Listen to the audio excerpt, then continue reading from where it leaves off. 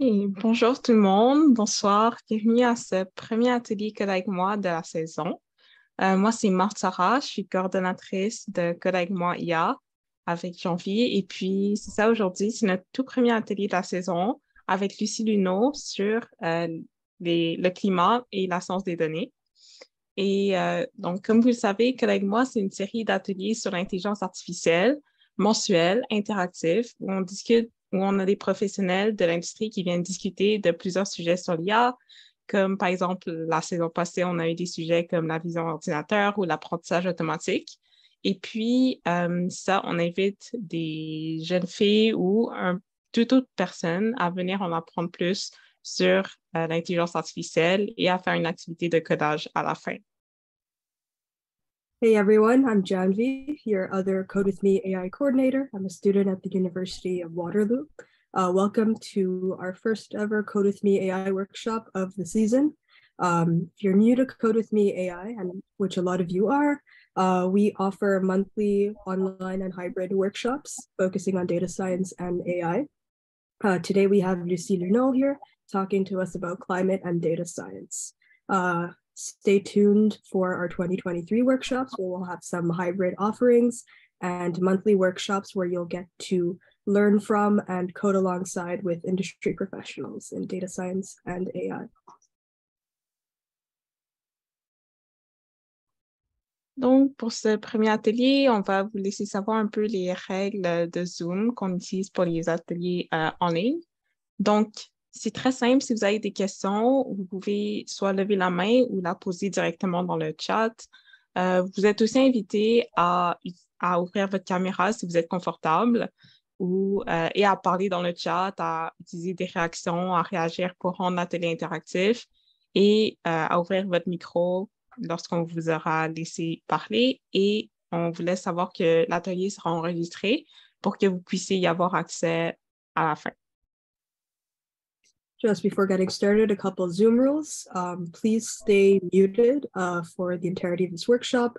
If you do have a question, feel free to raise your hand, and you can find the raise hand button in the reactions button at the bottom of your screen.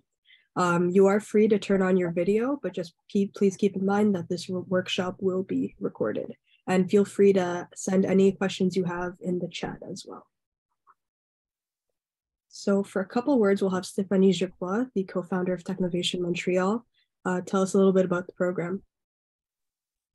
Merci beaucoup, Janvier et Marthe-Sarah. Bonsoir à toutes et à tous. On est très heureux de vous accueillir pour cet atelier de Code avec moi en intelligence artificielle. Donc, comme l'a dit Marthe-Sarah et Janvier, donc on couvre plusieurs sujets. Donc, Technovation Montréal, c'est un organisme à but non lucratif qui vise à développer les compétences en technologie et en entrepreneuriat chez les jeunes filles âgées de 8 à 18 ans. Donc, nous offrons différents programmes qui leur permettent justement de voir comment on peut utiliser la technologie pour avoir un impact positif dans la société. Donc, vous pouvez le voir, donc on a des activités qui démarrent tout au long de l'année et notre programme phare donc, va démarrer au mois de janvier. On aura l'occasion d'en reparler un petit peu plus tard à la fin du webinaire. So Technovation Montreal is a non-profit organization that offers educational program on technology and entrepreneurship for girls aged 8 to 18 years old. And the goal is really to equip them and give them tools to learn how to leverage technology to solve a problem in their community and to have a positive impact. So we offer several programs. Code With Me AI is one of them, and we also have our program, which is called Technovation, which will start in January, and we'll have a chance to give you more detail about this program later on in the evening. And we are able to offer this program and this initiative thanks to several partners that we have. Donc, on est en mesure d'offrir ce programme grâce à l'appui de plusieurs partenaires, de précieux partenaires. Donc, je tiens à remercier Google Canada, NextAI, Mila, le gouvernement du Québec et Scale AI, donc qui sont nos partenaires pour cette initiative. So I want to thank all of our precious partners, Google Canada, NextAI, Milan, le gouvernement du Québec, and Scale AI, who give us the opportunity to offer this program. So this is a great opportunity for all of you to learn more about AI, but also all themes related to AI and other subjects. So I will give it back to Marsara et Janvi. Donc, je cède la parole à Marsara et Janvi. Merci et bonne soirée. Donc, aujourd'hui, on est heureuse d'accueillir Lucie Nuneau pour nous donner l'atelier d'aujourd'hui sur la science des données et le climat. Donc, Lucie, c'est une scientifique des données qui travaille à Dataiku et euh, qui offre des formations techniques sur l'intelligence artificielle et les enjeux éthiques qu'elle peut poser. Et en fait, l'année passée, Lucie a eu l'occasion de donner un atelier pour Code avec moi aussi sur une introduction à l'apprentissage automatique. Et on la retrouve aujourd'hui encore pour un autre atelier sur l'intelligence artificielle. So today we have the pleasure of welcoming Lucie Nuneau here for our workshop. She's a data scientist at Dataiku who studied neuroscience and data sciences. She develops technical training materials focusing on AI and ethics. And in fact, she came here last year to deliver a Code With Me workshop on intro to machine learning. So we're really glad to have you here, Lucie. And to start off the workshop, we have 2 questions for you just to get to know you. So can you start off by just describing your journey and how you got to where you are right now? Sure. Well, thank you very much for the kind introduction. So as I was saying to the volunteer in the call earlier today, I'm a biologist by training. And like I was mentioning before, my parents were not impressed with my choice when I decided to become a biologist. But I was very fond of just understanding how living organism worked and how physiology, biology could work together to just create life. I thought it was a fascinating subject. Donc, comme je disais avant aux bénévoles, mes études étaient en biologie et mes parents n'étaient pas très impressionnés quand j'ai décidé de faire ce choix d'études. Mais j'étais quand même vraiment fascinée par la physiologie, la biologie, et puis comprendre comment les choses fonctionnent. Et c'est un peu ce qui a guidé toute ma carrière. Je suis quelqu'un qui adore comprendre comment les choses fonctionnent, puis les expliquer au monde. Fait que je suis passée par plein d'étapes différentes. J'ai travaillé pour un organisme à but non lucratif où j'ai vraiment créé des programmes éducatifs pour les enfants et les adolescents pour leur apprendre la programmation. Mais comme vous mentionnez avant, j'ai aussi fait une maîtrise de neurosciences. Et après diverses péripéties, je me suis reformée en data science. J'avais déjà gradué depuis longtemps, puis j'ai décidé de reprendre une formation. Et c'est comme ça que je suis en venue à travailler à Dataiku aujourd'hui. So I had many different experiences that made me who I am today. And so I did study neuroscience at some point. I worked for a not-for-profit doing some educational program for kids and teenagers. And then after a few years of doing that, I decided to reskill and I started doing a boot camp for data science. And so that's how I got the job that I have now. And that's how I got hired by Dataiku. I will talk about my job in the presentation a tiny bit more. So you'll have a tiny bit of a view of what it means to be a data scientist at Dataiku. Et si quelqu'un comme toi a pas étudié en informatique, mais souhaite quand même se lancer dans la science des données, où est-ce qu'elle pourrait trouver des ressources pour en savoir plus? Alors, c'est une excellente question. Donc, moi, comme j'ai mentionné, déjà, j'ai appris la programmation pendant mes études parce que, croyez-le ou pas, quand on est biologiste, quand on traite beaucoup de données, à un moment, il faut apprendre à programmer. On n'a pas trop le choix. Et après, j'ai fait donc un bootcamp. Mais en sortant du bootcamp, je me suis dit qu'il y a beaucoup d'informations qui sont déjà disponibles en ligne. C'est du contenu qui est quand même accessible. Donc, il y a 2 choses que je conseille. si vous aimez bien, si vous aimez bien les cours en ligne, il y a moi un de ceux que j'ai fait qui s'appelait Data Camp, qui était quand même vraiment très complet. Je pourrais envoyer le lien après.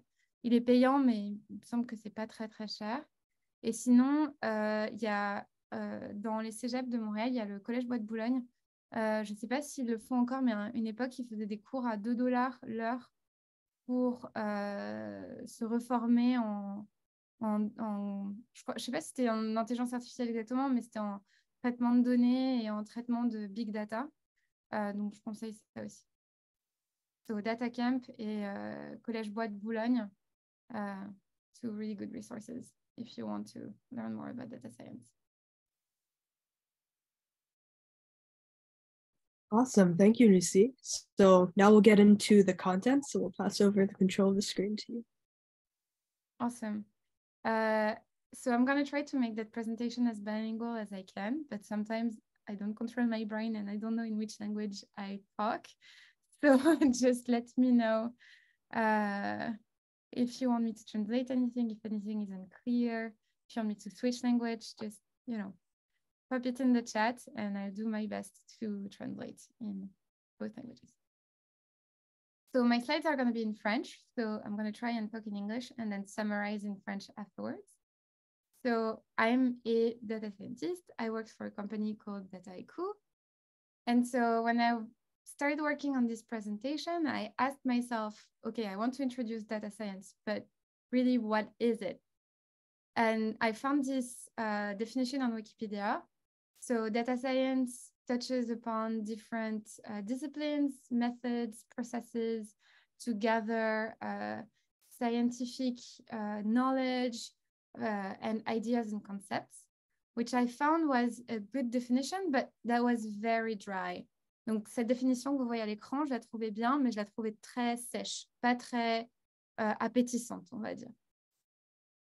So I remember back in the days when I was a biologist, another thing that you need to be like when you are a biologist. So if you're dealing with large quantities of data, you're going to need to start to learn programming. But every biologist is also really good at stats because stats is a lot of what we do. So I'm back to my stats class. And so the definition that I found here, it was the closest to data science, was if you can't measure it, it doesn't exist. Donc, les statistiques, dans la définition, nous disent, OK, si on ne peut pas le mesurer, c'est que ça n'existe pas, which wasn't very satisfying to me either. So I created my own definition. For me, data science is about making a story, faire une histoire avec vos données. So at Dataiku, Dataiku is, I will show you it at the very end of the workshop, but Dataiku is a platform that allows you to do data analysis and data modeling in one tool. And I usually work with people that need to convince their CEO, their management, all of the people above that what they're doing is worth it and that they should invest in their work so that they gather more data and they gather more knowledge about the company. Donc, mon rôle à Dataiku, c'est vraiment d'amener les gens qui font de la science de données à convaincre leurs boss, tous les gens qui les dirigent, comme les directeurs, etc., à investir dans la data science dans la compagnie en gros, il faut qu'ils leur montrent la valeur de leur travail pour que les dirigeants continuent à investir. And so, in order to do that, you need to gather data, but you also need to make it very digestible and very understandable. And so to me, data science is really that. It's all about the story around the data to make it understandable and to make everyone see the value in what you're doing. Donc vraiment, il faut quand même rendre les données compréhensibles puis passer un point pour que tout le monde embarque avec vous dans l'histoire puis que tout le monde soit convaincu de ce que vous racontez et de la vérité de ce que vous racontez. Donc, pour introduire la data science, j'ai choisi le rapport du GIEC, c'est-à-dire de prendre les données qu'il y avait dans le rapport et de les illustrer avec des histoires. So, to introduce data science, I decided to take the IPCC report. to take the data that was in it and build a story around it, or many stories actually.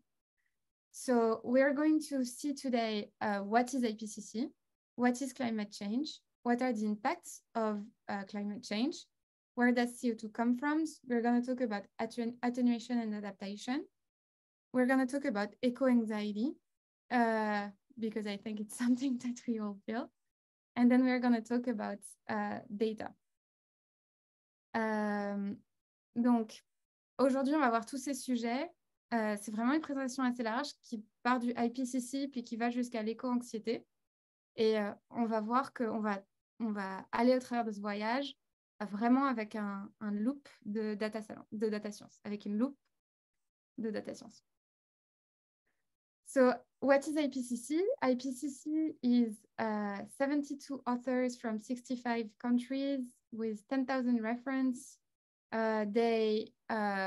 Essentially, you can comment on the IPCC reports and they will answer you. All of their reports have been approved by almost 200 government officials, and it's 145-page long. So you can already see that I'm a data scientist. I love putting numbers to give you an overview of what the report is. And so here, it's what it is in numbers.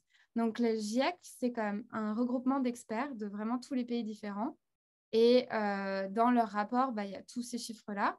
Et ils sortent des rapports plusieurs fois par an.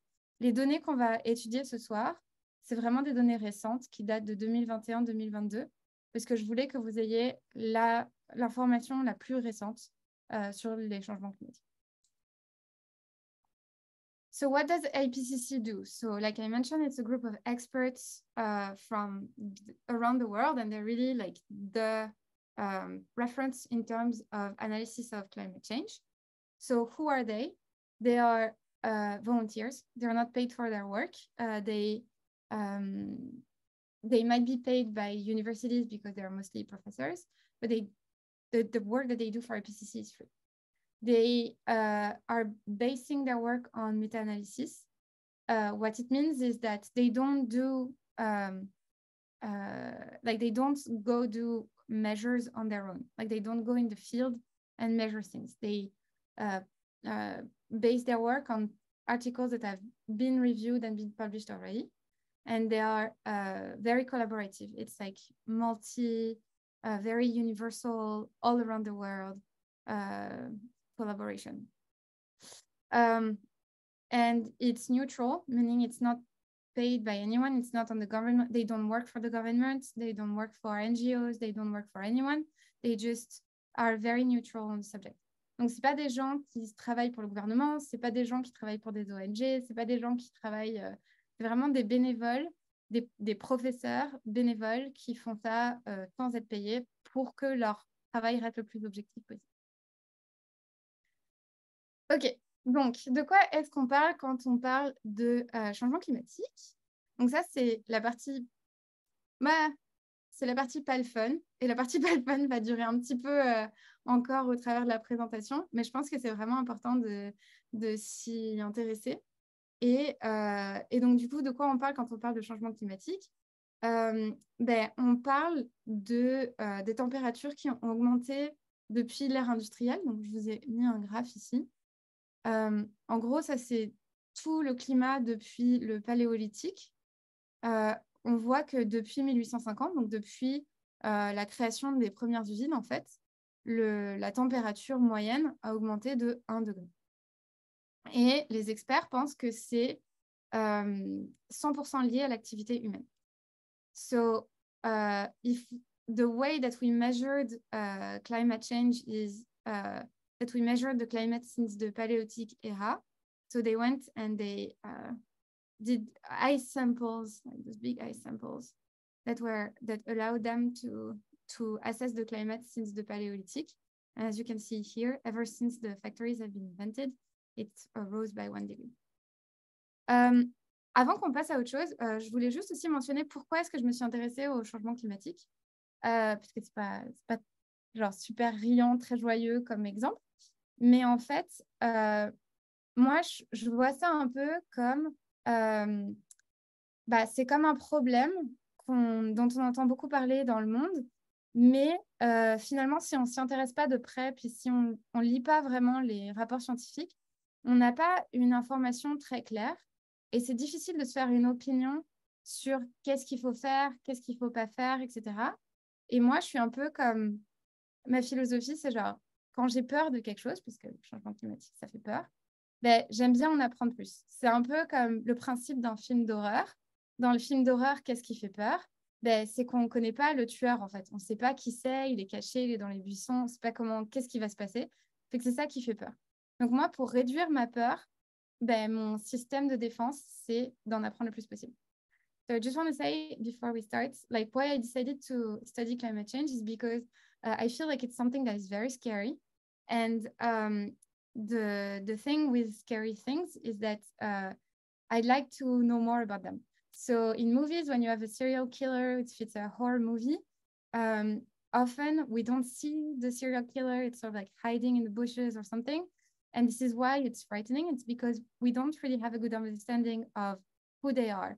And this is what is scary. So to me, finding more about climate change, finding more information to be able to have like informed opinion is the way to be less scared. So that's what you're seeing here. It's also a work that I'm doing on myself to deal with my own eco-anxiety.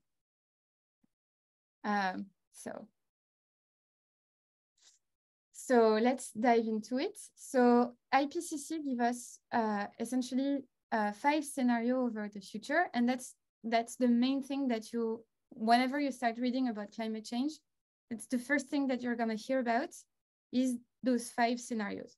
So essentially, from the past, they extract the data, and then they do several models into the future. And so here's what the models look like. They say, okay, if we do nothing, climate is probably going to rise by 5 degrees in 2100. So that's if nothing's changed. If we do low effort, it's going to rise by 4 degrees. If we do some efforts, it may rise up until 3 degrees. And if we really act right now, it's going to be lower than 2 degrees or even lower than 1.5 degrees. And these are really important. And a reason why I wanted to show you this is because whenever you read papers or anything, the 5 scenarios here, they have a very horrible scientific name. They're called SSP 5.8.5. Like it's just very scientific and very dry. And so I don't find it appealing at all to like understand more. Donc, une des raisons pour lesquelles je voulais faire cette présentation, c'est parce qu'elle est comme 5 scénarios qu'on voit ici, qui sont les prédictions pour l'avenir. Ben, ils ont des noms comme vraiment très moches. Et du coup, ça nous engage pas à lire ou ça nous engage pas à aller voir plus loin parce qu'on dit, attends, mais c'est quoi SPC5?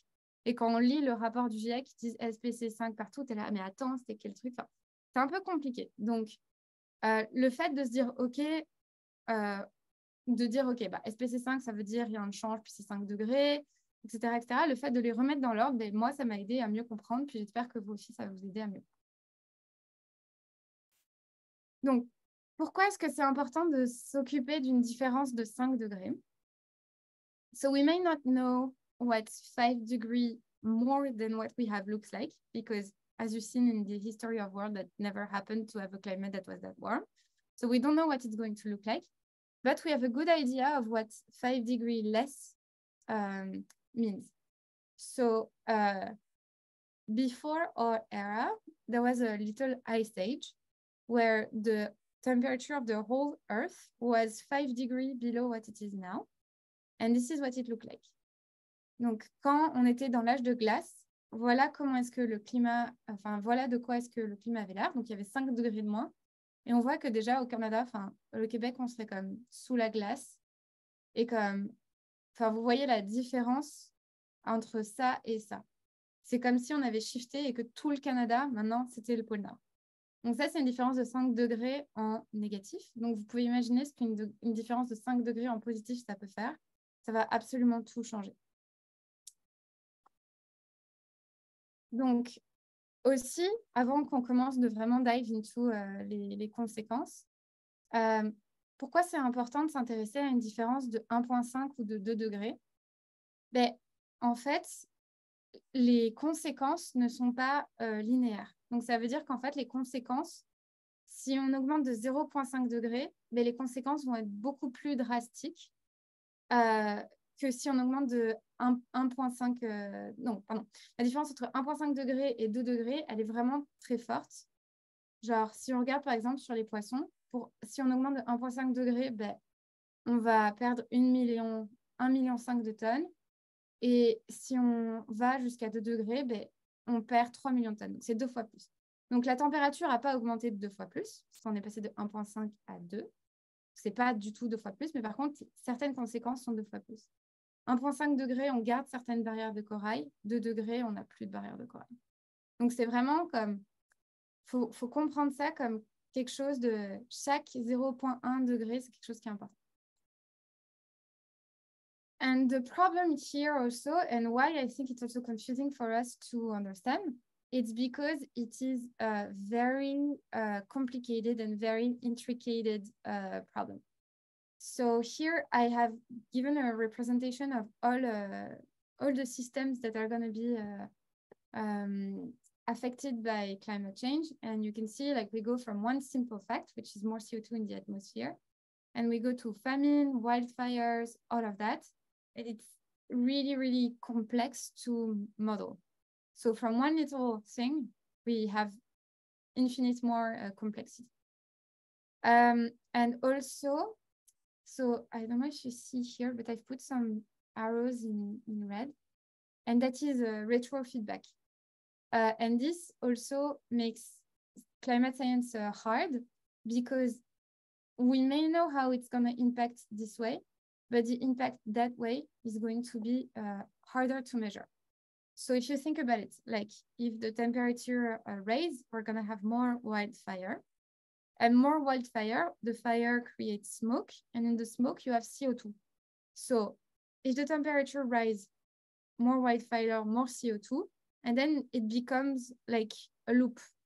Like the more you have fire, the more you have CO2, the more you have CO2, the more the temperature raises, the more you have fire. So essentially, that's called the retro feedback, and it can be hard to take into account when we do all of these scenarios. Okay, so now we're gonna dive into like the real life stories.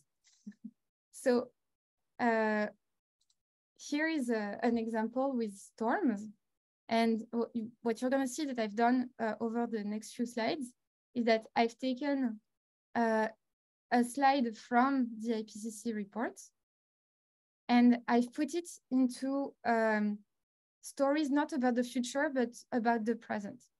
Because what are the consequences of climate change? We are already seeing them.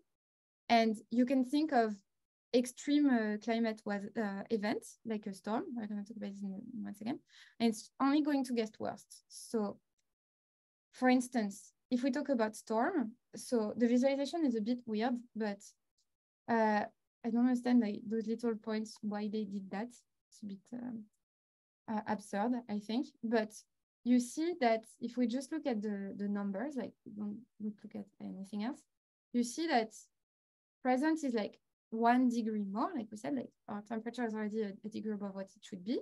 So right now we have 1.3 more storm that we should have. And if we go up to 4 degrees, we are gonna have 2.7 times more.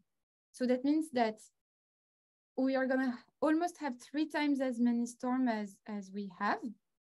And their intensity is also going to be much worse. And so even if we look at what's going on today, so last year in Germany in 2021, the storms, they created, okay, I'm missing the word in English, des crues, des fleuves. So all of the level of the rivers got higher, and the floods. So, and it floods cities in Germany. And so that's an example of an extreme weather event that is typically due to climate change. And so it cost 10 billion euros to repair. And normally, it's something that happens every 400 years. Donc, si vous pensez aux événements climatiques, ben, ça va arriver beaucoup plus souvent, comme par exemple les tempêtes, et ça va être beaucoup plus fort. Et donc, je voulais prendre l'exemple d'un événement qui est arrivé en Allemagne, où en 2021, il y a eu une tempête qui a été tellement forte que ça a créé des inondations. Et ça a coûté 10 millions d'euros. Et normalement, c'est un événement qu'on voit tous les 400 ans. Et donc, vous pouvez imaginer que c'est ce genre d'événements qui vont juste arriver beaucoup plus souvent. Et donc, pour vous dire que ça a quand même eu un impact sur la population, ça a quand même fait changer le cours de l'élection présidentielle en Allemagne. Et ça a amené des écologistes au pouvoir, enfin pas au pouvoir, mais dans le gouvernement allemand. Donc quand même, les mentalités commencent à changer. Ok. Mon ordinateur a décidé. Merci. Ok. Once we talked about storms, we can also talk about heat waves.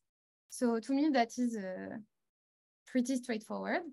If the temperature is hotter, we're going to have more heat waves. That is something that you can easily understand. The problem is, here in heat waves, you see, if we go from 1 degree to 4 degrees, it's 40 times more frequent. It's not one, it's 40. So when I talk about non-linear, this is exactly what I mean. Like you can rise from 3 degrees and the consequence can be 40 times more effective. And so in India last year, they have known in last April, so not even during the summer, they had the worst heat wave ever recorded in history. 90% died, but in India, it's kind of hard to count how many people died. So maybe many more people than in reality. And half of the people, even if you don't care about people and just care about money, imagine that in India, it was too hot to go work outside. So imagine, because these people are already used to really hot climates, they couldn't work outside. And so they lost $231 million in revenue. No, sorry. It was 231 million people that couldn't go and work. So imagine the economic consequences. And also, as a biologist, there was something that I wanted to point out. The problem is where it gets hot in very, very hot climates. The problem is the human body is designed to cool down by sweating. And you can do that if the climate is hot and dry. So if you're in the desert, it's hot and dry, you can sweat it out, that's fine. But if you are in somewhere that is hot and wet, you can die within 6 hours of being over a certain temperature because your body cannot cool off. Donc, il y a certaines régions du globe qui ne vont pas pouvoir être habitables parce qu'en fait, notre corps est fait pour, quand on a très chaud, pour transpirer. Et c'est correct quand on est dans un climat sec, mais quand on est dans un climat humide, on ne peut pas transpirer assez. Et du coup, si ça dépasse une certaine température, si le climat dépasse une certaine température, eh ben, on peut pas transpirer. Et du coup, il y a des gens qui vraiment vont décéder, en fait.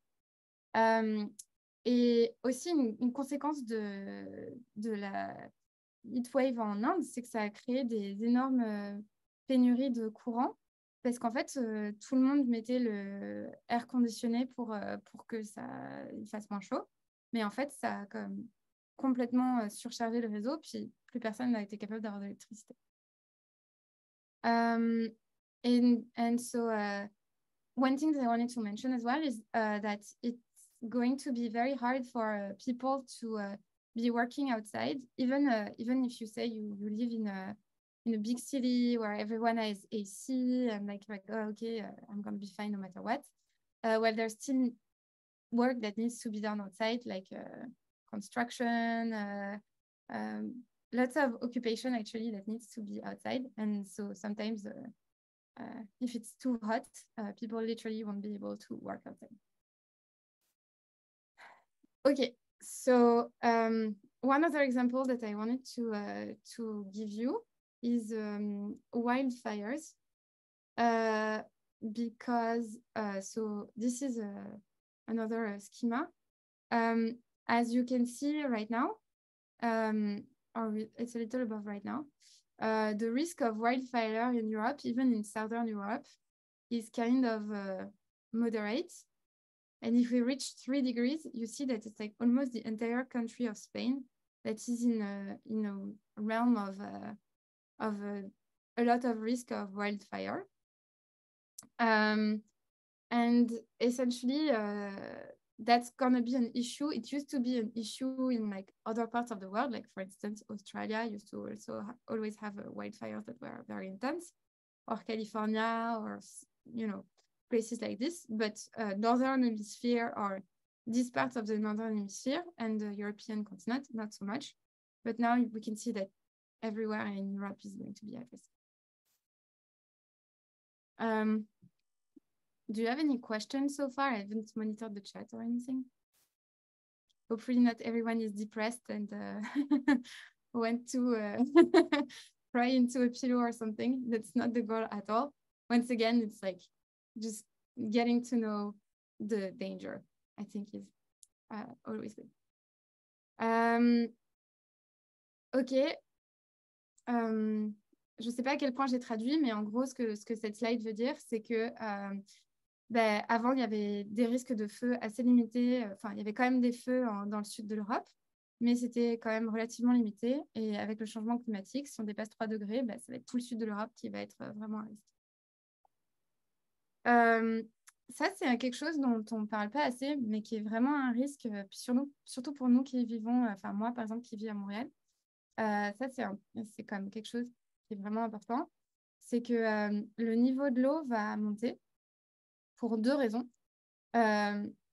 Déjà, alors, je pense que vous avez déjà entendu parler de ça. Je ne sais pas à quel point vous avez déjà entendu parler de ça, mais en gros, tous les glaciers, toute l'eau qui est sous forme de glace sur le continent, donc sur la Terre, va fondre parce qu'il fait plus chaud et va faire monter le niveau des océans. Et aussi, l'autre facteur, c'est juste que quand il fait plus chaud, l'eau tend à prendre plus d'espace. Donc, en gros, ça, c'est comme... On voit qu'on n'est pas du tout sur les mêmes échelles de temps. Là, c'est comme beaucoup plus tard. So, this is not going to happen right away, that ice is going to melt. And I mean ice as in ice that is on Earth and not like icebergs, but is going to melt. And as you can see, it's going to be a very big problem, especially, like in the faraway future, probably like in 200 years from now, or 100 years or 200 years from now, but it's going to be pretty drastic. As I found a map of Eastern Canada, as you can see, it's the whole island, PI island that is very at risk, and Nova Scotia and Gaspésie and all of that coastland. And it's not shown on the map, but Montreal as well. Donc, l'autre problème avec les changements climatiques, c'est l'augmentation du niveau de l'eau. Puis, comme vous voyez, l'île du Prince-Édouard, tout ce qui est la Nouvelle-Écosse, même la Gaspésie au Québec, c'est à risque. Et évidemment, Montréal, parce que c'est une...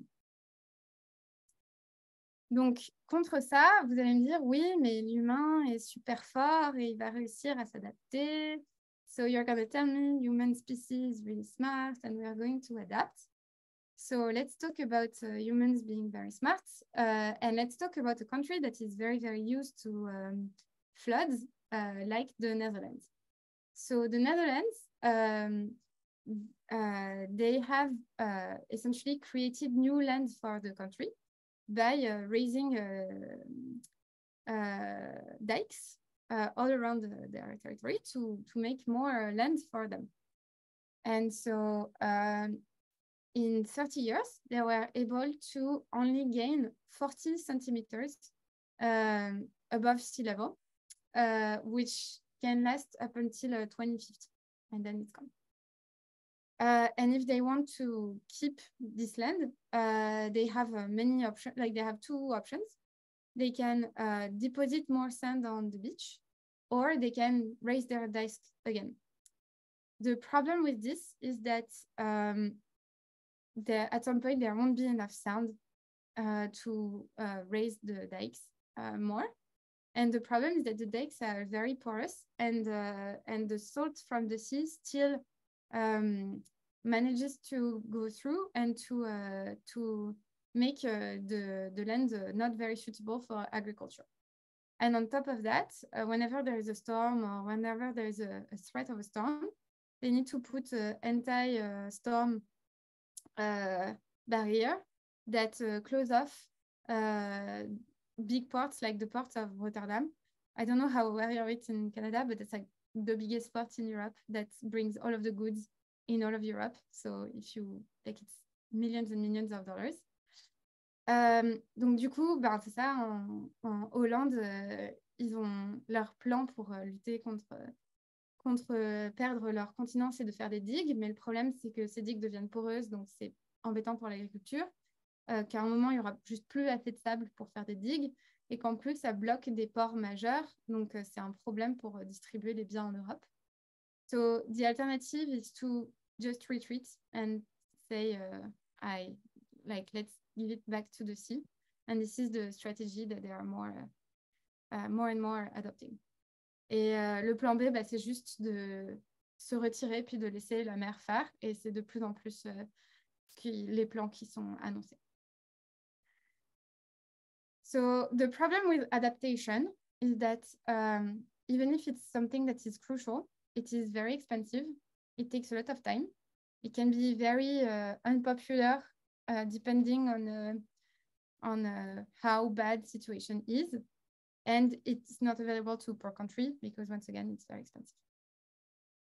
So, en gros, même si techniquement, c'est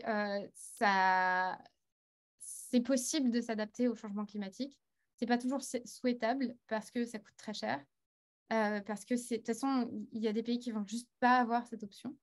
Ça prend du temps et ça peut être très impopulaire dépendamment de où le pays en est. So now let's talk about where does CO2 come from. So here is the bad guy. Where does the bad guy come from? So it comes a lot from the energy sector. As you can see, transport is a big problem. Energy in buildings, meaning that buildings are poorly insulated, so it goes through. Industry, other industry, it's also a transformation, like melting steel or melting metals in order to make other things, for instance. And here you see there is also agriculture, industry, cement is a big one, like construction is a big one. And so essentially right now everybody's like, oh, let's make everything electric and the problem will be gone. Well, making everything electric is not gonna insulate your buildings better. So that's a big one. And also for industry, it's not always possible to convert everything to something electrical. For instance, the big furnace that melt metal, it's actually pretty hard to make that electric. And as well, even if all of that was gone, we would still have agriculture, land use, industry, all of that. So it's a ginormous problem with many consequences. So now let's talk about what we can do and versus what we cannot do. Which I think it's like when I saw this graph, I was very, very happy because this is something that I personally was wondering about for many years and months, and I was very interested in it. So essentially, it's what is a personal choice versus policy choice.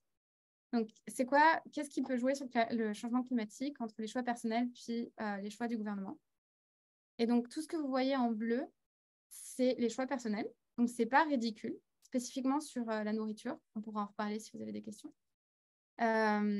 Mais devenir, consommer moins de viande, ça peut avoir un vrai impact sur son empreinte carbone. Et après, tout ce qui est en jaune, c'est en gros des solutions qui pourraient être accessibles à tous, mais qui ont besoin d'une aide financière du gouvernement, parce que pas tout le monde va avoir les moyens d'isoler sa maison, des choses comme ça.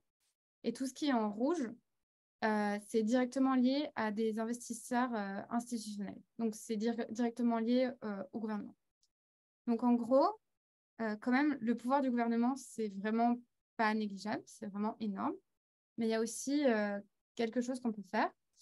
Pour vous donner un peu plus de contexte, je ne sais pas à quel point c'est clair. Par exemple, si on parlait de l'isolation des maisons, so if we talk about insulating buildings, essentially, the blue one is like, okay, if all of the wealthy were insulating their house, they have the money to do it, it's one thing.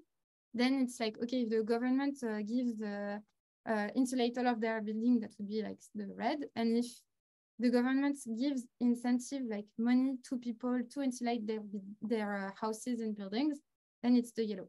Donc, si on parle là, par exemple, de l'isolation des maisons, le bleu, c'est genre, si tous les gens qui avaient l'argent faisaient ça, ben, ça aurait ça comme conséquence. Puis ensuite, si le gouvernement décidait d'isoler ses propres bâtiments, ben, ça ferait le rouge. Et si après, il donnait de l'argent aux entreprises et aux gens qui n'ont pas les moyens de le faire, parce que pas tout le monde a les moyens d'isoler sa maison correctement, et ben, on descendrait jusqu'au jaune. Donc, l'action gouvernementale, ça a un vrai impact. Donc, voter, c'est une très bonne idée. So, going to vote for the right people is a good idea because they can have a real impact. Ah, okay, I'm missing a box that was supposed to be here that said only 15%, I think, only 15% of the total thing is personal choices. J'avais une petite boîte ici qui disait seulement 15% des impacts peuvent être réduits avec des choix personnels. Ok, pour aller hyper vite, vous devez sûrement entendre parler de carbon offset ou de compensation carbone. Toutes les compagnies font plein de pubs là-dessus en disant « Ah, mais nous, on plante des arbres, comme ça on est vertueux. » Alors, c'est une très fausse bonne idée, parce qu'en fait, un arbre, ça met des décennies à pousser, puis le carbone, il le consomme maintenant. Et ensuite, il n'y a aucune garantie que cette forêt-là va être là dans l'avenir, pour plein de raisons.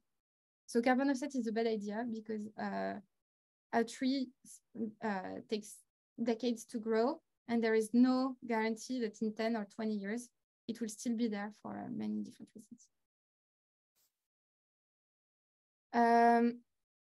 Okay, so solutions. Let's talk solutions. This is better than problems. There are solutions that lay into green energy. While wind and solar panel are one. Also, I wanted to talk about this because this is something I didn't know about. Depending on the crops that you grow for agriculture, you can have a real impact on what you're doing. So that's really an avenue for the future. Okay. So just to make economic arguments, donc pour l'argument économique, ça va coûter beaucoup plus cher de dealer avec les conséquences du changement climatique plutôt que de l'arrêter plus tôt. Fait que plus vite on se met à arrêter le changement climatique, plus vite, moins cher ça va être pour tout le monde. Ensuite, je voulais parler du budget carbone. Je vais juste... j'étais super intéressée par la notion de budget carbone parce que je suis scientifique des données, puis c'est le genre de truc que j'aime bien. Les budgets, savoir, prévoir, faire des modèles, c'est quelque chose qui m'anime vraiment. So I really wanted to talk about carbon budgets because it's something that I'm really passionate about. It's data, it's a prediction, it's all of that. So I really wanted to understand what does it mean, the carbon budget. And I found that it's very misunderstood. Donc les gens la plupart des gens ne comprennent pas ça veut dire quoi un budget carbone. Donc, entre vous et moi, je vais vous donner la bonne définition, parce que même sur Wikipédia, ce n'était pas très clair. Even on Wikipedia, it wasn't very clear or very... it's not that it wasn't accurate, it was just like turn around. So, le budget carbone, ça veut dire si on continue à émettre autant d'émissions que ce qu'on fait aujourd'hui, à partir de quelle année on va dépasser les 1,5 degrés. Donc, ça veut dire que si on continue comme ça, à partir de 2030, on sera de toute façon au-dessus de 1,5 degrés. Donc, ça ne veut pas dire, parce qu'il y a beaucoup de gens qui vont dire « Ah, le budget carbone, c'est tout le carbone qui nous reste avant d'arriver à zéro. » Parce que donc, le but, c'est de réduire nos émissions de gaz à effet de serre. Ça, on est tous d'accord avec ça. Et il y a beaucoup de gens qui pensent que le budget carbone, c'est « OK, le carbone qui me reste à dépenser pour arriver à zéro. » C'est pas ça. C'est vraiment juste si mes émissions restent constantes, quand est-ce que je dépasse les 1,5 degrés et donc la réponse, c'est en 2000. Voilà. C'est juste ça ce que ça veut dire. Donc, j'étais vraiment très excitée de partager ça avec vous. Et donc, la prochaine fois que vous entendez parler de budget carbone, vous allez pouvoir répondre ça. Et donc, je voulais vous dire aussi comment est-ce que c'est dépensé le budget carbone, comment est-ce que le carbone est émis par habitant autour de la Terre. Donc, on voit que, en fait, il y a comme deux manières de regarder la dépense de carbone. Il y a par pays et il y a par habitant. Donc, par pays, c'est clairement la Chine qui est la plus grosse émettrice de carbone. Parce qu'en fait, la Chine, c'est l'usine du monde.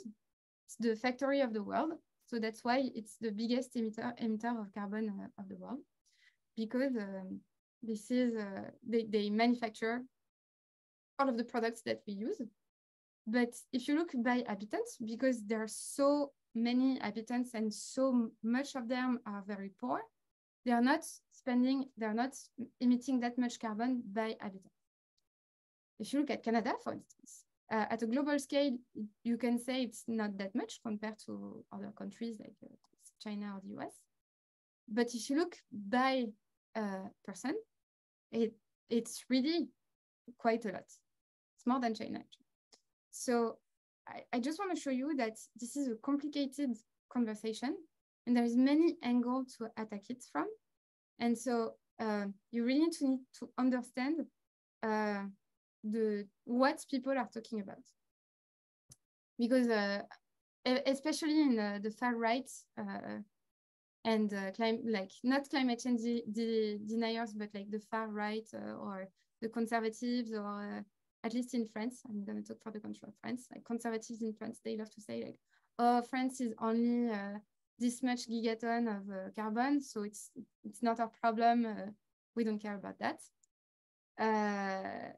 But if you look per habitant, it's right there. And the fact that they consume that much is because of China. A lot of emission from China should be really counted in the other countries because they produce the goods that other countries consume. So yeah, it's a complex picture, and understanding it and understanding how emissions are emitted and why they are emitted is a complex story, but a very interesting one. Okay, so now let's talk about eco-anxiety. So I took this definition that I found online. It's the chronic fear of a cataclysm and all of the consequences from irrevocable change. Donc, j'ai voulu comme montrer ça, ce tweet-là, parce que pour moi, c'est comme très important de dire de temps en temps, on va dépeindre les militants écologistes comme des activistes radicales. Mais en fait, les gens qui sont vraiment radicales et les gens qui sont vraiment dangereux, c'est les gens qui sont pour que rien ne change et qui sont pour continuer à investir dans un modèle qui, clairement, n'est pas bon pour le reste de l'humanité. Donc, oui, l'éco-anxiété, ça existe. Et oui, c'est quelque chose que il faut avoir en tête parce que c'est quand même important. Après, moi, je vais vous donner comme quelques trucs que j'utilise pour gérer mon éco-anxiété. Si vous en avez d'autres, n'hésitez pas à les mettre dans le chat. So I'm gonna tell you about my few tricks that I have to deal with my own eco-anxiety. If you have other, don't hesitate to put it in the chat. And I hope this will collectively help us. So to me, it's continue learning about climate change. Honestly, the more I educate myself, the less anxious I get, sort of. At least I feel that I know what the serial killer looks like, and I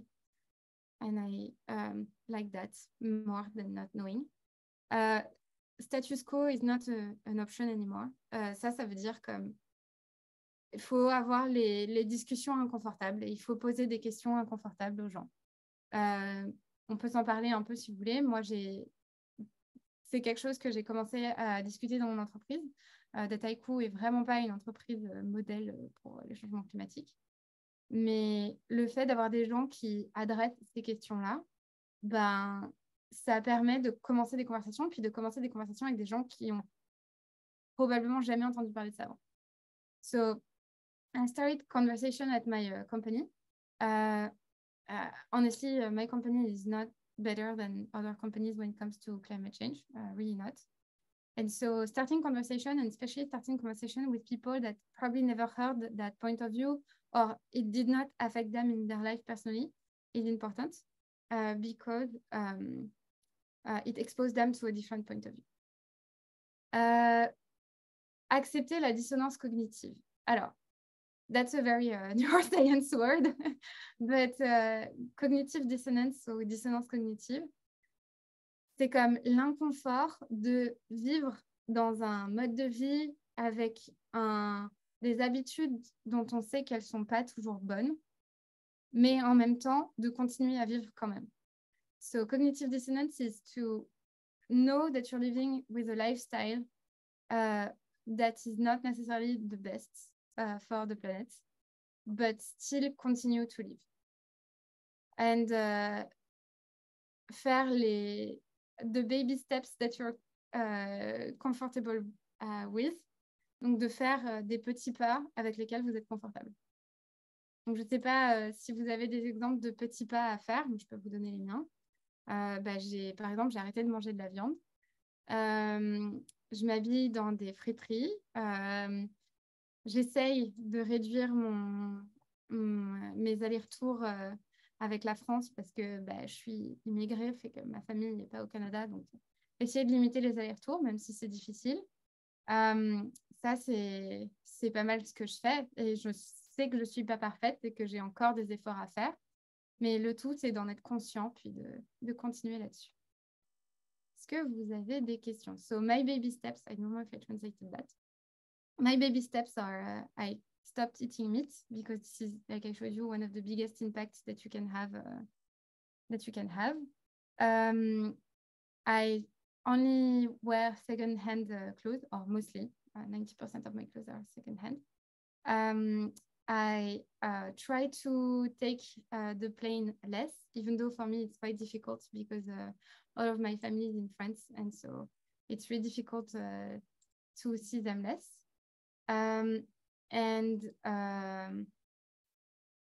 Essentially, I go from there and I try to have difficult conversation at my job about climate change. Si vous voulez, so if you want, you can share some of the steps that you are taking in your life in the chat. And that's pretty much the end for the presentation part. So thank you for listening. Do you have any questions? Est-ce que vous avez des questions?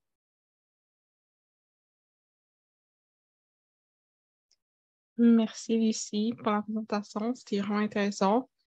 Donc, encore une fois, si vous avez des questions, n'hésitez pas à les poser. Sinon, on va bientôt passer à l'activité.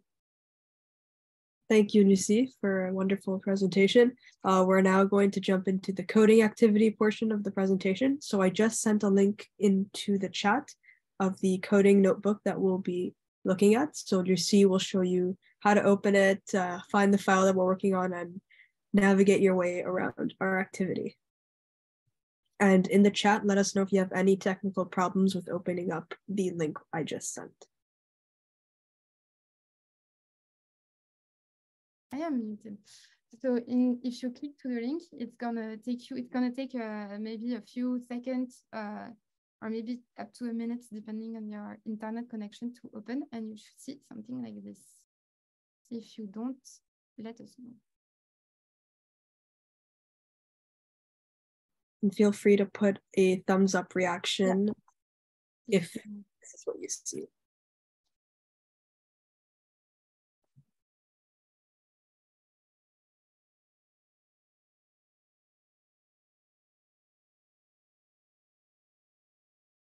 I think everybody went to cry inside of a pillow. Okay, we have 2, 3 thumbs up. 4. Okay, we're gonna wait a little bit longer.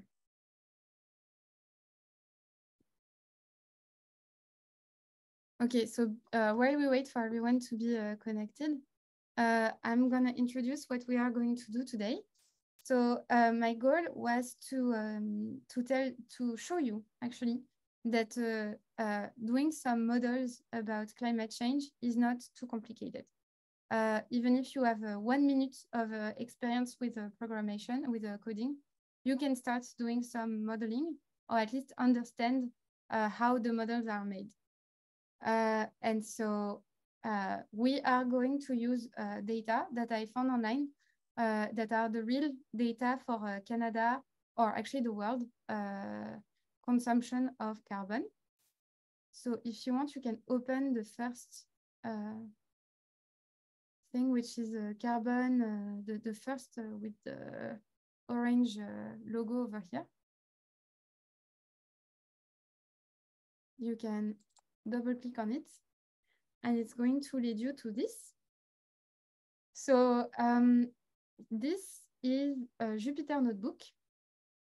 A Jupyter Notebook is a place where you can write code in what is called Python.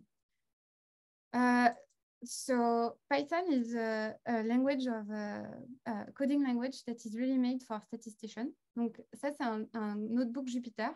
Puis c'est fait pour écrire du code en Python. Et c'est vraiment un outil qui a été créé pour écrire des statistiques. Python, c'est très orienté recherche. Et ça, c'est vraiment écrire du code pour les nuls. And I include myself because this is the tool I use to write code. So it's really writing codes for dummies, and this is what I use. So the way that you can interact with this notebook is essentially you have cells. So you see the gray parts, and you can click inside the cells. So all of that is the cells. And this is the places where you write code. So I can give an example. So for instance, if I do, that's not gonna work. But if I do 1 + 1, essentially now I have 2 solutions. Just a second, let me see if I can.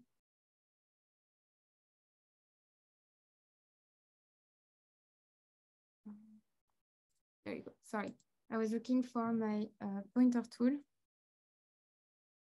There you go. So here you see that I wrote some math, and if I want to, so it could be code, and if I want to see the result of my code, because code is really you give instruction and the computer does something. So there are several ways that you can do that. Either you can click here on the little triangle over there. That's going to run the cell. Or you can press Shift-Enter on your keyboard. Donc, si vous voulez voir le résultat d'une cellule de code, vous pouvez comme soit appuyer sur le petit bouton Play ici, ou soit vous pouvez appuyer sur majuscule et entrer sur votre clavier. Et si vous voulez plus voir le résultat, bah, vous pouvez juste recommencer. Bah, si j'enlève mon code, puis voilà, ça va juste revenir comme ça. Donc, la première chose à faire, ça va être d'exécuter le code qui est dans cette fenêtre-là. Ça, c'est du code que j'ai déjà mis parce qu'en fait, on ne va pas tout recoder depuis le début des temps.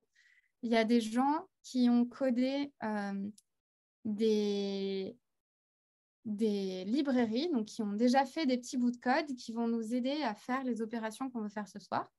D'ailleurs, c'est pour ça que je dis que c'est un peu du code pour les nuls, c'est parce que on est vraiment sur les épaules des géants et il y a vraiment des gens qui ont déjà pré-mâché le travail pour nous de comment faire les choses et nous, on va juste l'utiliser. So we are standing in the shoulders of giants. People have already done a bunch of code for us and we are just going to use whatever they have created to do what we want to do. Any show of hands, anyone has already coded in Python before, even if it was an introductory workshop or like, has anyone used the Jupyter Notebook and has anyone had any interaction with Python before? You can either put it in the chat or raise your hand or do any reaction in the reaction section. Est-ce que quelqu'un a déjà codé en Python avant? Est-ce que quelqu'un a déjà interagi avec un Jupyter Notebook?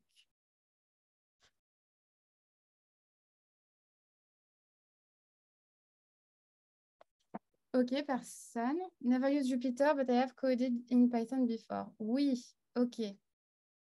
Parfait. Oui, je programme en Python. Ok. Et si vous n'avez jamais programmé en Python, c'est vraiment pas grave. First time, très bien. Ok, alors, je pensais faire ça un peu de manière interactive. Donc, je vous ai mis comme des petites cellules, puis je vais poser des questions. Si jamais il y a des gens qui veulent donner les réponses, vous pouvez, puis si on n'a pas les réponses, on les trouvera ensemble. Donc, pour la première cellule de code, vous pouvez soit cliquer sur le petit bouton ou faire Shift-Enter sur votre clavier. Il ne va rien se passer, c'est juste pour aller chercher les outils dont on va avoir besoin pour ce soir. Et après, vous pouvez aller vous mettre dans cette cellule-là, juste ici.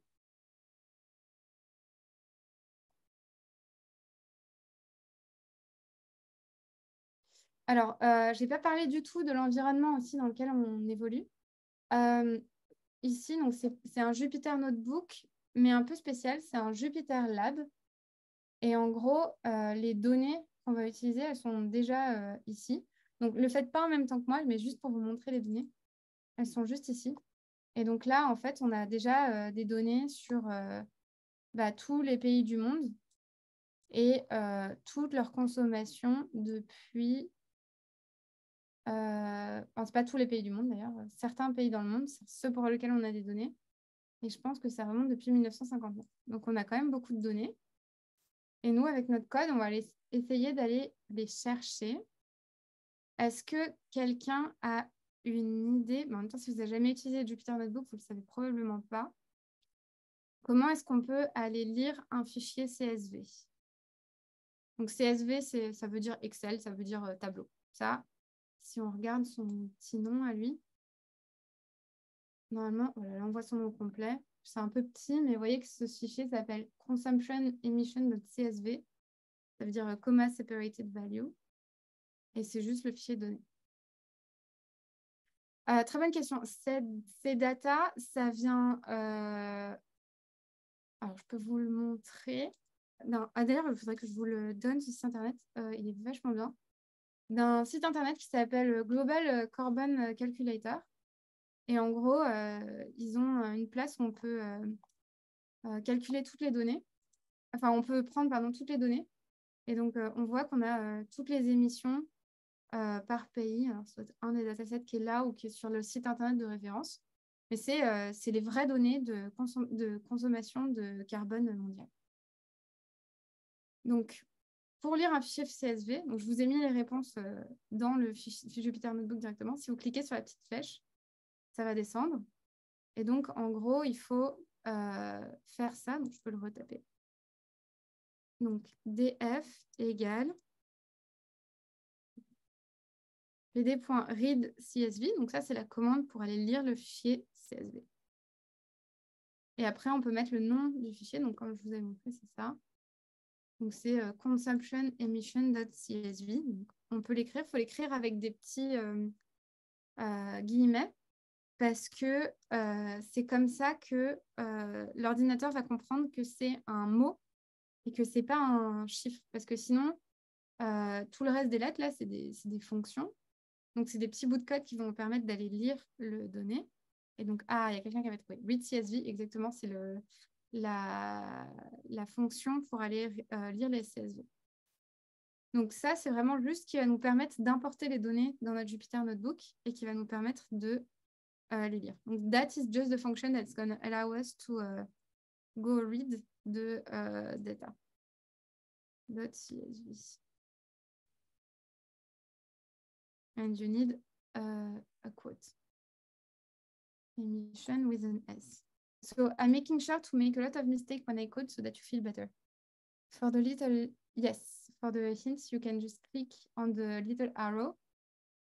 Donc pour les petites Z. Bon, voilà. Si vous arrive ça, c'est pas grave. Il faut juste appuyer sur Shift Enter ou sur le bouton Play, puis ça va se remettre bien. C'est juste le formatting, là, c'est rien du tout.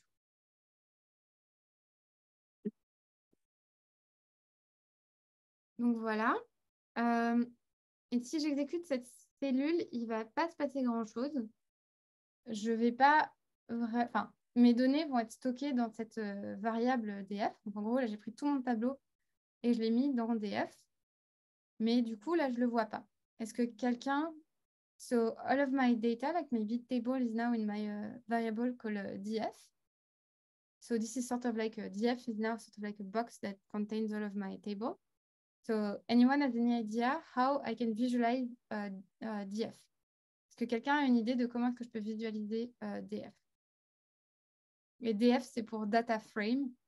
Et c'est un mot fancy juste pour dire tableau. So DF stands for data frame, and it's just a way to say table.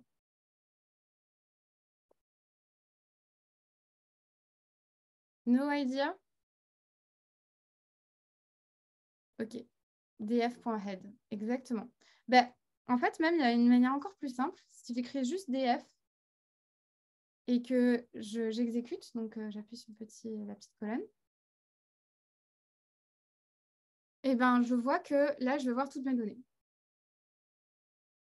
Et là, d'ailleurs, je vois que j'ai NaN qui est marqué. Et là, je vois que j'ai des chiffres dépendamment des pays. Est-ce que quelqu'un a une idée de ce que ça veut dire NaN? Ou does anyone knows what NaN, N-A-N, stands for? Est-ce que quelqu'un a une idée de ce que ça veut dire? Not a number, exactement. Not a number, ça veut dire que ce n'est pas un nombre.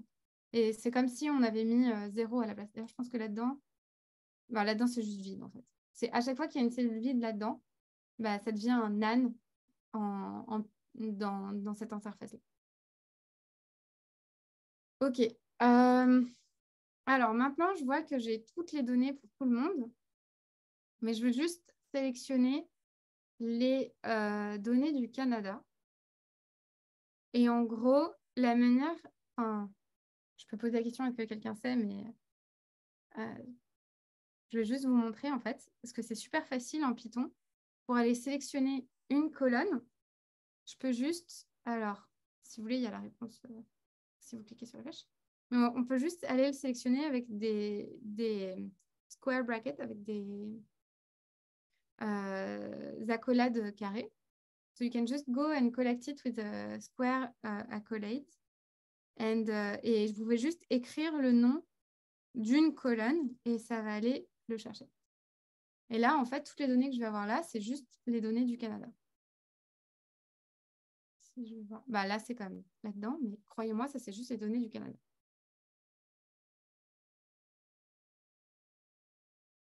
Donc maintenant, ça, c'est un poil plus compliqué, mais en fait, j'aimerais bien avoir...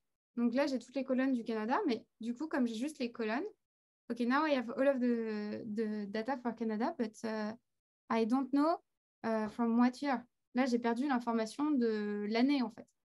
So I would like to retrieve the first column and the Canada column.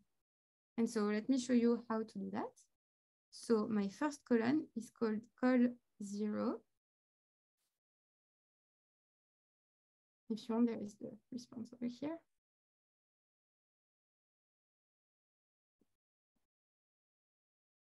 Et ça va me donner la première colonne et la deuxième colonne.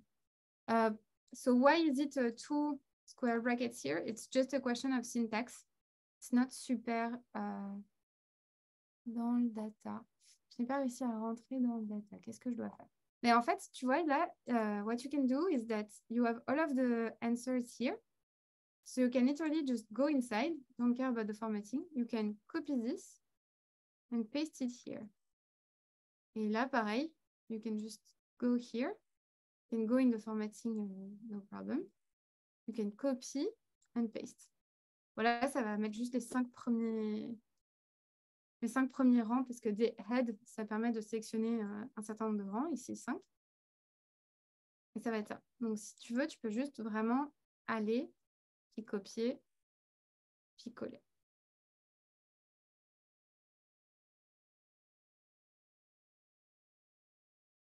Est-ce que ça va, Claire?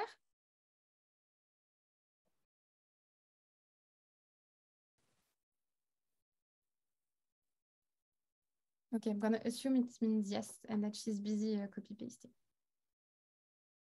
So now, essentially, I've told Python, take the first column and the Canada column and put it back into my variable that's called df. And so here, my df variable now has data from the Canada. J'ai mis les bonnes choses, mais ça ne me montre pas en dessous. Ah oui, alors pour que ça te montre en dessous, il faut que tu tapes soit df, soit df.head. So to visualize your data, you either just like this, like the second line, I have df written here, or df.head, and that's what's going to show you the data. And you can literally just go in the cell. Donc la troisième, là, c'est là, tu peux littéralement juste aller copier-coller. Ah, tu peux même la sélectionner comme ça. Tu peux juste aller copier-coller et ça va te donner les bonnes choses. So if you want, if you're lost, you can literally directly go to the third one. So you can literally just go to the third one, to this one, 3, copy paste this, and you will be able. That is a very good question. So actually here it's just for the purpose of visualization, this head. But if I look at my data just like this, like the whole data, it's all of it is still here. And if you wanted to visualize, so if you wanted to visualize just the 5 last year, you can do df tail, and then so that you don't have to do. I'm just showing because Natasha asked a question in the chat. And so if instead of head, you use tail, this is going to show you the last 5 years. Cool. Okay, so now, not even a coding question, just a general data question. Here, I have my data here. What do you think about it? Do you think it's clean? Do you think it's not clean? Do you think we could do something to make it cleaner? Let's say the next step is we want to clean it. What would you do if you were to clean this data to make it so that anyone can take your data and run with it? What would be your first thought, like your first idea to clean this? Because if I send you this, rename the titles. Yes, exactly, because colon 0 is not a great title. So any other idea aside from renaming the titles?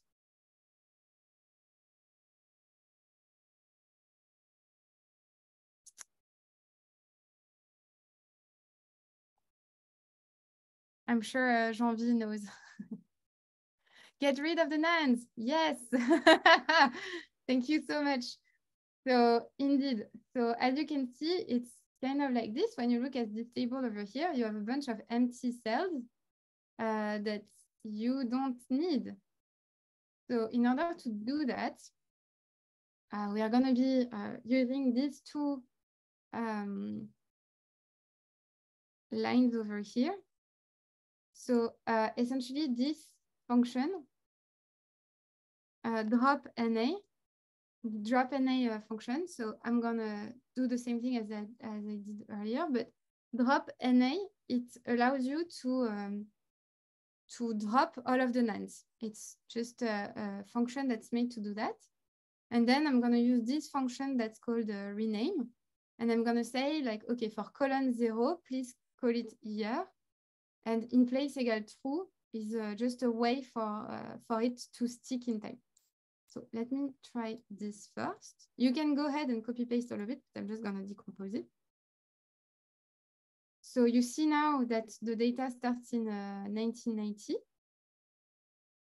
And that I don't have all of the NAs before, like for 1960 and everything. So that's the first step. And the second step, I'm going to copy paste it below, is renaming the first column.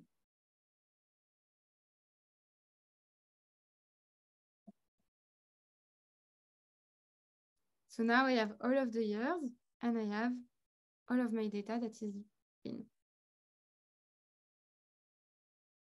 Does it make sense to all of you? If you have any questions, any comments, anything else you would like to do with the data?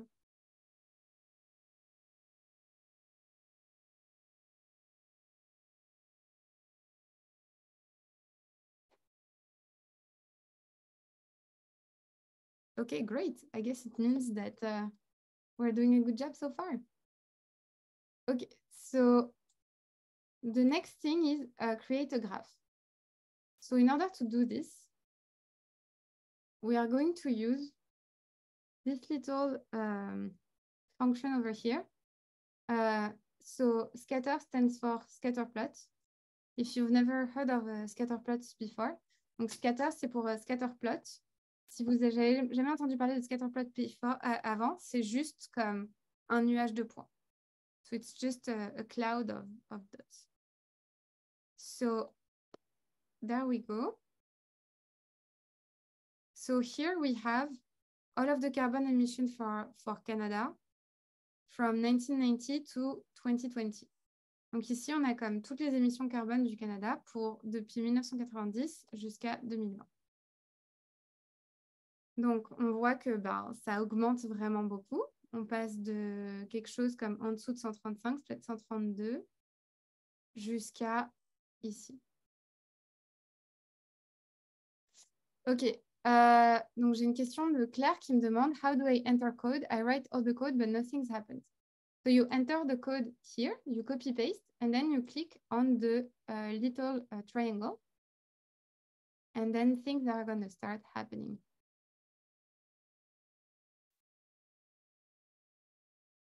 This little button that is over here, the triangle. Are you good now? Okay, I think you're good.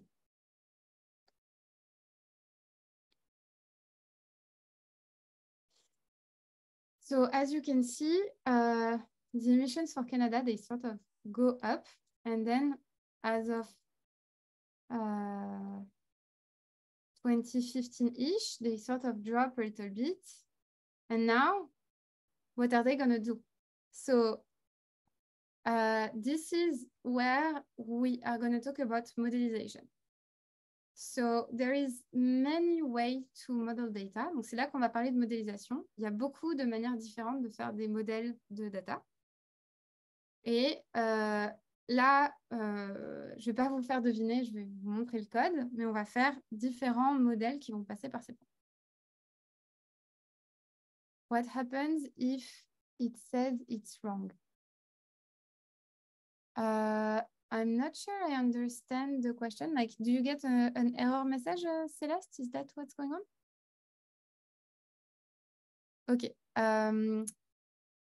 So what I would suggest that you do for whatever cell that you're on, that you're getting, like if you want, I can simulate one. Like if you get it like that, usually it's because you missed something.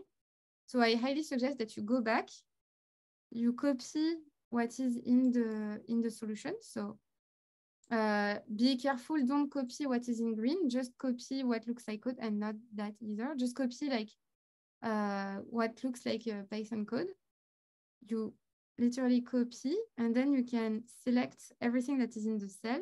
You can do a Command A if you want to select everything. Then you paste. You can do Command V,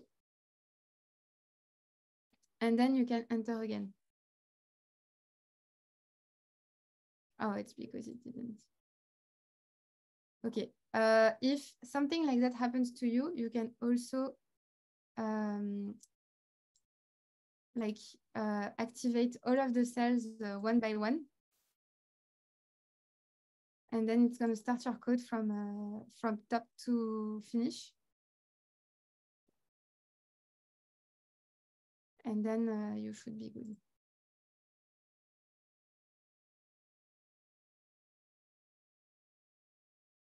Are you okay, Celeste, now?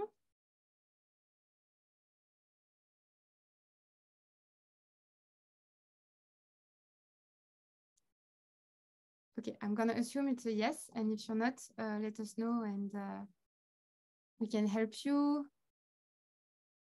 We can help you further. Okay, so like I was saying, so modeling. So there is a lots of way. Essentially, you could you have an infinity of lines or models or things that you could draw here, because as we saw, what is important when we talk about climate change is the future. So it's like from here to, I don't know, 2030, what happens? And so you could draw a line like this, you could draw a line like this, you could, to try to represent the data, you could draw something like, I don't know, like that. Or really, there is no one good solution. There is many ways to represent what we see and what's going to happen in the future. So we are going to see a few ways to do some modelization. So create some models. And at the end, I will show you one model that I created using artificial intelligence, using machine learning that I put in the product that I use. So the first thing that we are going to look at is a straight line model, because it's the simplest, right? And it's kind of like, if we look at our data, it seems like it's not a bad model. Like if I draw sort of a straight line, I go through most of my dots. So to be fair, it's not a bad model for our data.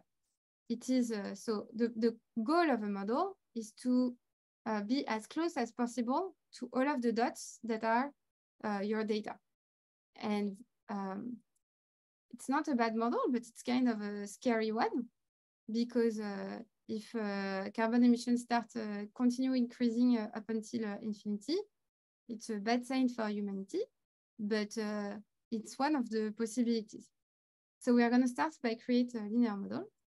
Donc, la première chose qu'on va faire, le premier modèle qu'on va faire, donc le but d'un modèle, c'est toujours de passer au plus près de tous les points qu'il y a dans nos données pour essayer d'en expliquer un maximum. Et donc, le premier modèle qu'on va faire, c'est un modèle de ligne droite, donc qui n'est pas le modèle le plus optimiste de la planète, parce que ça veut dire que nos émissions vont juste continuer à augmenter indéfiniment. Mais ce n'est pas un mauvais modèle. Il passe quand même assez près de tous nos points. Donc, en soi, ça pourrait être un bon modèle qui explique bien nos données. Donc, comment est-ce qu'on fait pour faire la meilleure droite? Parce que vous imaginez bien que donc, on peut passer plein de droites par tous ces points. Mais il y en a une en particulier qui va passer comme au milieu de tous les points. Puis ça va être la meilleure droite. Donc, so we can draw many lines in between our dots, but one is going to be the best one, the best model. It's going to be the one that's going to to go really in the middle of all the dots because it's the one that's going to explain most of the data. Donc, si on regarde, it's a bit complicated to understand, so that's why I put like a visual model, like a visual GIF to understand it. Donc, c'est un peu compliqué à comprendre, mais je vous ai mis une petite aide visuelle.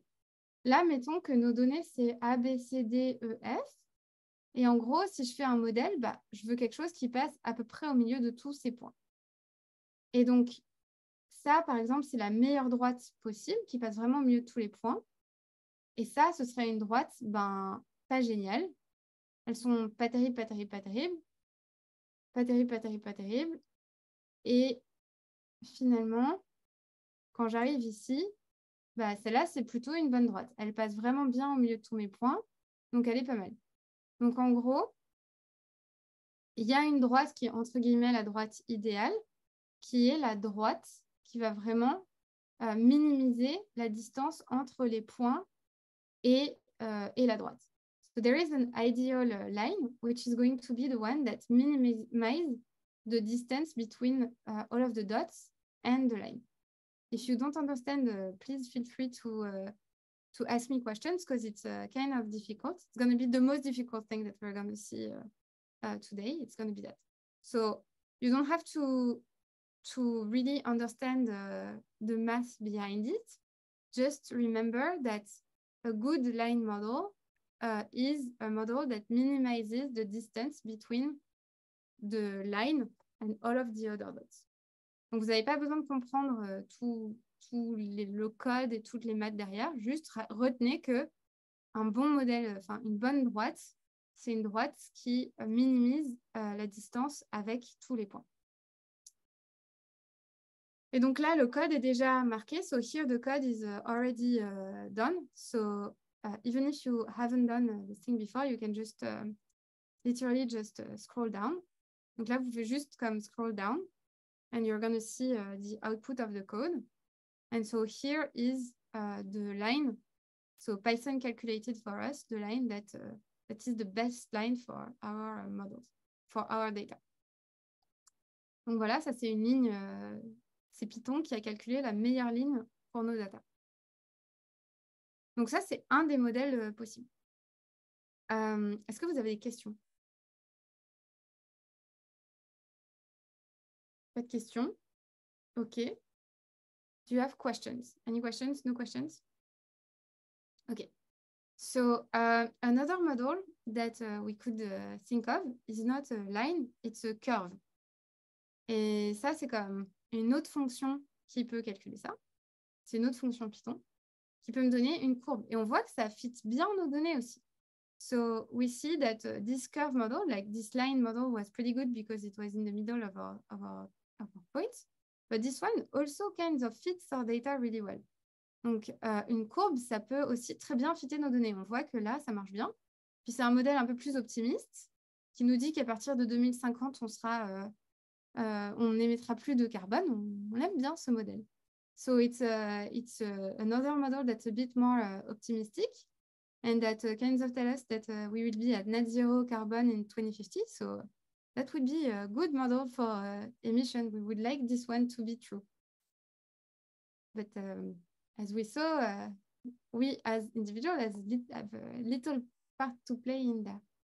So I just wanted to show you that when starting with real life data, you can fit many models into it. Donc, je voulais juste vous montrer qu'en choisissant de travailler avec des données réelles, on pouvait avoir des données vraiment différentes. What are the ways to measure that a model is close? How close is it? Do we have to make our own distance calculation function? So these are very good questions. There are many ways to answer. So to make the calculation of the distance, I didn't make it on my own, and I'm just so I'm not gonna make you code it, but I can explain what I did. I used the polyfit function, which is a NumPy function. It's a Python function that someone wrote for me in order to get the parameters of the model that are here, A, B, and C. And then I literally just plug them into an equation. And that was my model. So it's really simple. Everything is done for me. And then I just fit it. Oh yeah, sorry, that's for the land model. So I don't know, some of you, if you're in high school, you probably have seen that already. Like this is the equation for a straight line. It's ax plus b. So in my case, it's called c, but I could call it b.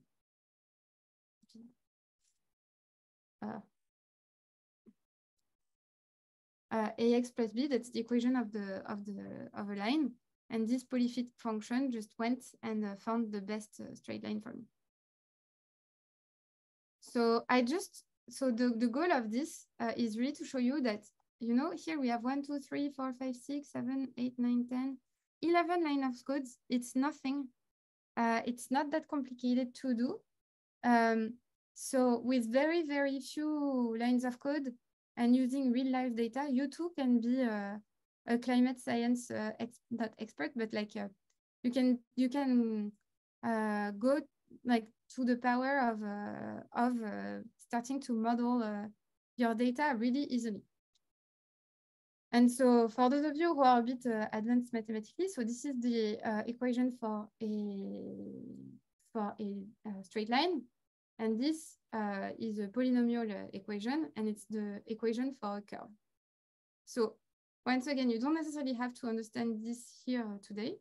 I just want to show you that it's kind of really accessible. You just have to use this function.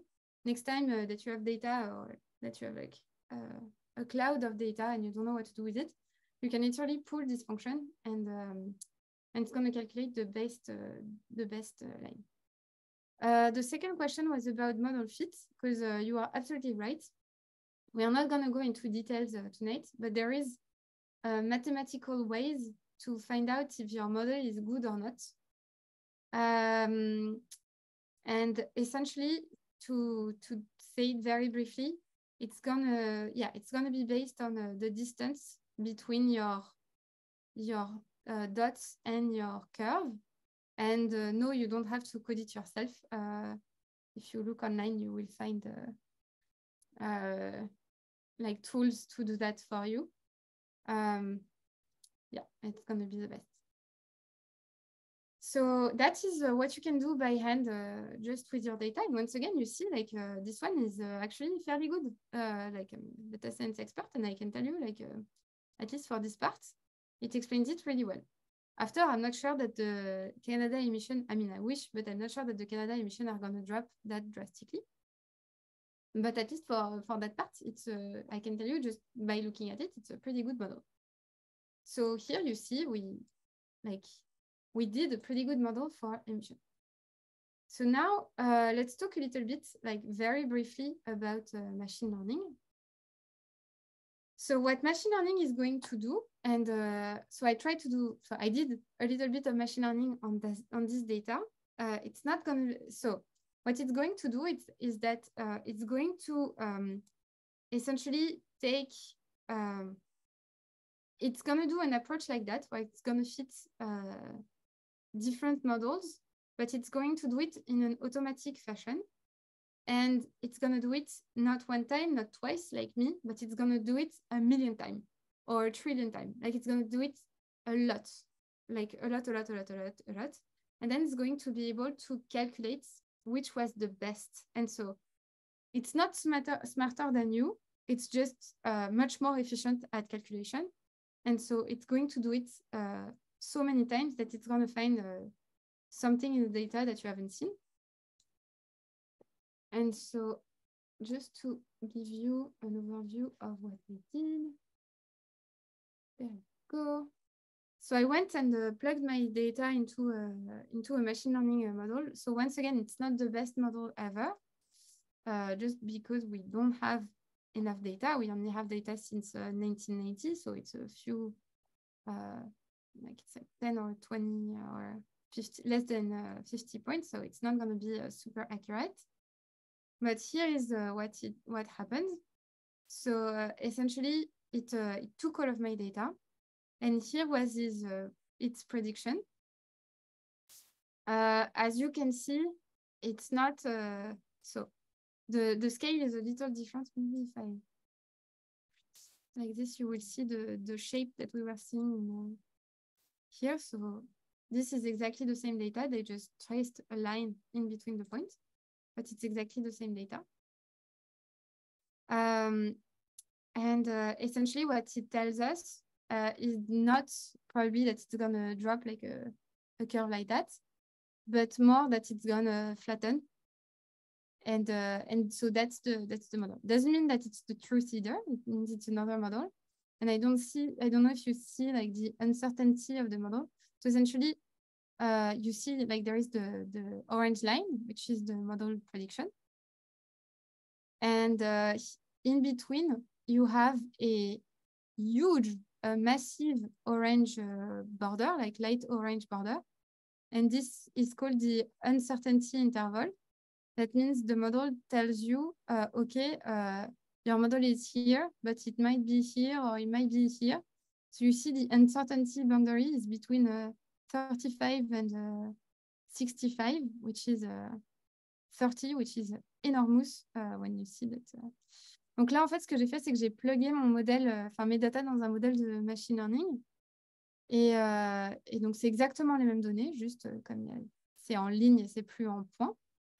Et en gros, ce que le modèle de machine learning me dit, c'est que ça va genre comme tourner autour de 155-150. C'est des gigatonnes de CO2 avec lequel on travaille.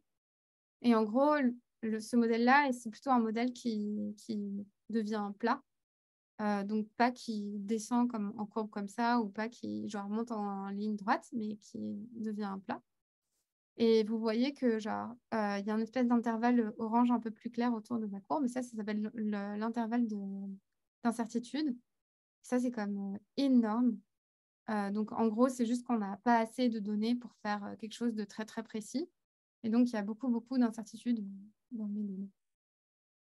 Donc voilà, je voulais vous montrer que en gros, même avec pas beaucoup de données et pas beaucoup d'expérience en programmation, on peut quand même faire des choses rigolotes, des modèles rigolos, avec des vraies données, totalement des vraies données. The blue progression again. Alors ça, j'en ai pas parlé. So Natasha is asking, can I ask the blue progression again? So this, I assume. So I didn't talk about it, and I don't want like the blue line. I don't want to talk about it too much because it has to do with how machine learning calculates this, and it's a bit out of scope for this workshop. So just ignore it for now. It's not super important.